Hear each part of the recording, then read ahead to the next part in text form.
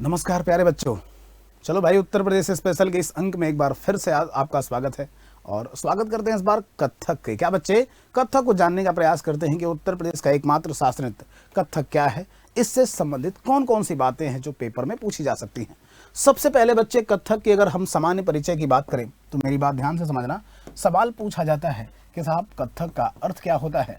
उत्तर आप बताएंगे कि कथक का तात्पर्य होता है, या कथक का जो शाब्दिक अर्थ होता है ना बच्चे, ये कथक का शाब्दिक अर्थ होता है कथा को कहते हुए थिरकना। क्या कथक का जो शाब्दिक अर्थ होता है क्या होता है, तो कथा को कहते हुए थिरकना, ये कथक का शाब्दिक अर्थ होता है। याद रखना बच्चे कि कथक को हम कहते हैं कथा को कहते हुए थिरकना। और कथक में ना तीन चीजें मिलेंगी आपको। क्या, तो नृत्य चाहे आपसे पूछा जाए या फिर नाटक पूछा जाए, नृत्य नाटक और कथा तीनों का संयोजन है कथक।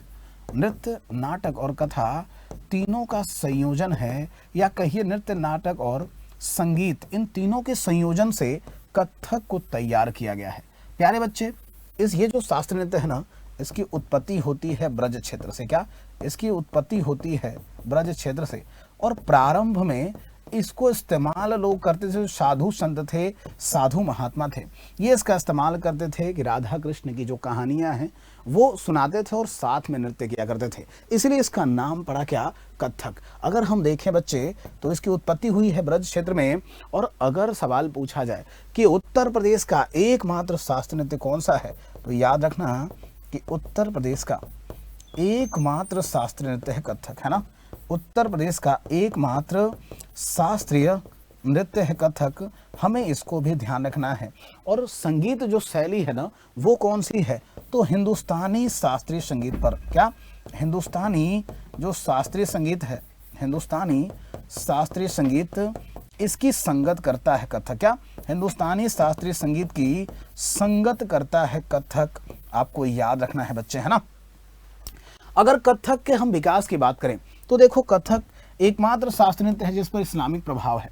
अगर पूछा जाए तो मुगल काल के दौरान, क्या, मुगल काल के दौरान कथक पर, मुगल काल के दौरान कथक में इस्लामिक और ईरानी प्रभाव पड़ा। क्या, कथक में इस्लामिक और ईरानी प्रभाव पड़ा। तो ये भी सवाल पूछा जाता है कि भारत का एकमात्र शास्त्रीय नृत्य जिसमें कि इस्लामिक प्रभाव पड़ा वो कौन सा है, तो कथक। मुगल काल के दौरान कथक में इस्लामिक और ईरानी प्रभाव पड़ा।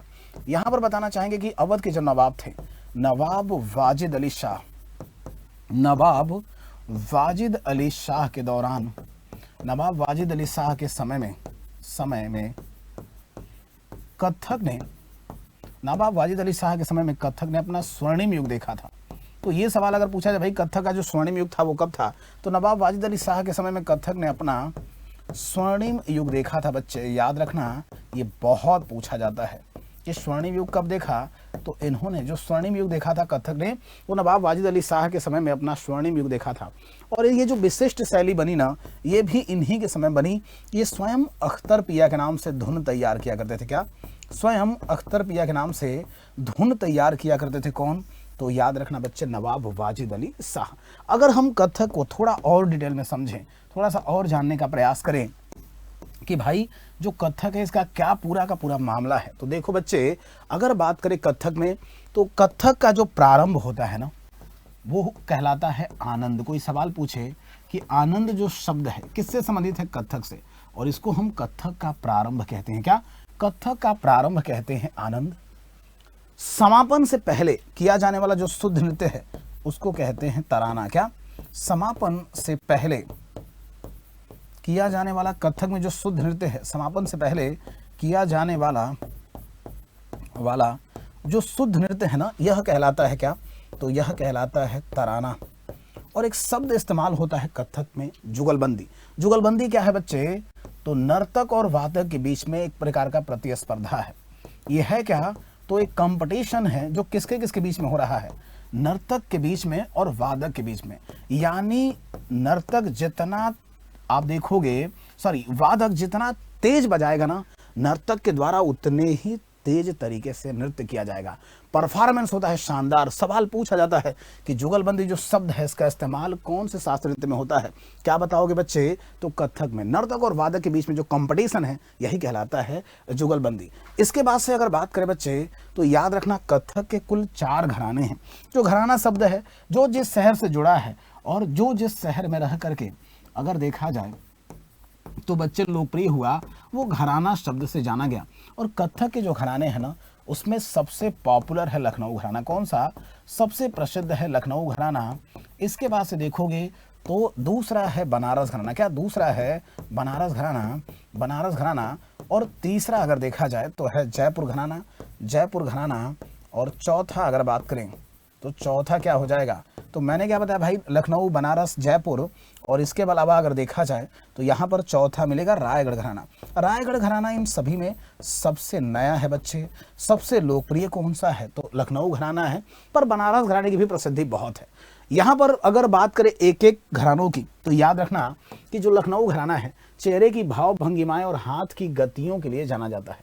ईश्वरी प्रसाद को इस घराने का हम क्या मानते हैं? तो लखनऊ घराने को हम ईश्वरी प्रसाद को लखनऊ घराने का संस्थापक मानते हैं। लच्छन महाराज, शंभू महाराज, अच्छन महाराज और कालिका प्रसाद और या फिर बिंदादिन, ये भी आपको इसी घराने से दिखाई देंगे। अगर हम बात करें बच्चे जयपुर घराने को तो जयपुर घराने को हम पैरों के मूवमेंट या कहिए पद चाल के लिए जानते हैं।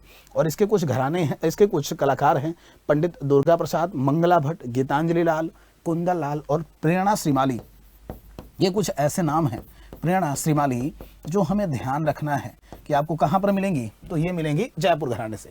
इसी तरीके से बनारस घराना फिर से वही लखनऊ वाला ही स्थिति है कि चेहरे की भाव भंगिमाएं और हाथ की गतियों के लिए जाना जाता है। हालांकि इसमें ध्रुपद आपको दिखाई देगा, इसमें आपको ठुमरी दिखाई देगा, मिश्रण दिखाई देगा और भक्ति भाव पर जोर देता हुआ दिखाई देगा। बनारस संगीत की नगरी कहते हैं बनारस को। तो ऐसी दशा में बनारस घराना भी बहुत लोकप्रिय है। जानकी प्रसाद, सुखदेव महाराज, किशन महाराज, पंडित गोपाल मिश्र, सितारा देवी, गिरिजा देवी और सिद्धेश्वरी देवी, ये कुछ पॉपुलर कलाकार हैं बच्चे बनारस घराने के। रायगढ़ घराना सबसे नया घराना है और रायगढ़ घराने को राजा चक्रधर के द्वारा संरक्षित किया गया था। प्यारे बच्चे ध्यान रखना कि अल्पना शुक्ल, वाजपेयी, इसके अलावा यास्मिन जी, ये कुछ ऐसे कलाकार हैं जो रायगढ़ घराने से संबंधित है। हालांकि रायगढ़ घराने से कम ही प्रश्न बनता है। कुछ और एडिशनल जानकारी जब हम देखेंगे तो कथक सम्राट हम कहते हैं किसको? पंडित बिरजू महाराज को। पंडित बिरजू महाराज को ईश्वरी प्रसाद का वंशज भी माना जाता है। कथक सम्राट हैं। घराना इनका होता है लखनऊ घराना। और 2016 में इनको फिल्म फेयर पुरस्कार मिला। 2012 में राष्ट्रीय फिल्म पुरस्कार मिला था विश्वरूपम के लिए। जबकि जो फिल्म फेयर पुरस्कार था बच्चे वह मिला था किसके लिए? तो मोहे रंग दो लाल जो गाना था इसके लिए। इसी तरीके से बाल आश्रम जो संस्थान है, कला आश्रम एक संस्थान है जिसकी स्थापना दिल्ली में इनके द्वारा की गई थी। कथक क्वीन कहते हैं सितारा देवी को। बनारस घराने की है सितारा देवी। इनको नृत्य साम्राज्ञी कहा था किसने? रविन्द्रनाथ टैगोर ने। जब बहुत ही कम उम्र में कई 16 वर्ष की अवस्था में नृत्य करते हुए देखा तो रविन्द्रनाथ टैगोर ने इनको नृत्य साम्राज्ञी की उपाधि दी थी। बहुत ही पॉपुलर हैं सितारा देवी। इसी तरीके से ठुमरी क्वीन कहा जाता है गिरिजा देवी को। बनारस घराने की हैं और कथक के दौरान में ठुमरी का सम्राट इनको कहिए, ठुमरी क्वीन कहिए, ये कहते हैं किसको? तो आप देखोगे गिरिजा देवी को। मल्लिकाए गजल के नाम से प्रख्यात हैं बेगम अख्तर और इनका घराना पूछा जाए तो लखनऊ घराना है। प्यारे बच्चे देखो कथक में कहने सुनने को बहुत कुछ हो सकता है, अभी बहुत सारी बातें हो सकती हैं, लेकिन हमने कोशिश करी कि to the point exam oriented जो बातें हैं वो आपको बताएं। आशा करते हैं कि आपको ये वीडियो पसंद आया होगा। अगर पसंद आया है तो वीडियो को लाइक करें, चैनल पर नए हैं तो सब्सक्राइब करें, अपना ख्याल रखें और खूब मन लगा करके पढ़ाई करें। बहुत बहुत धन्यवाद प्यारे बच्चे। जय हिंद।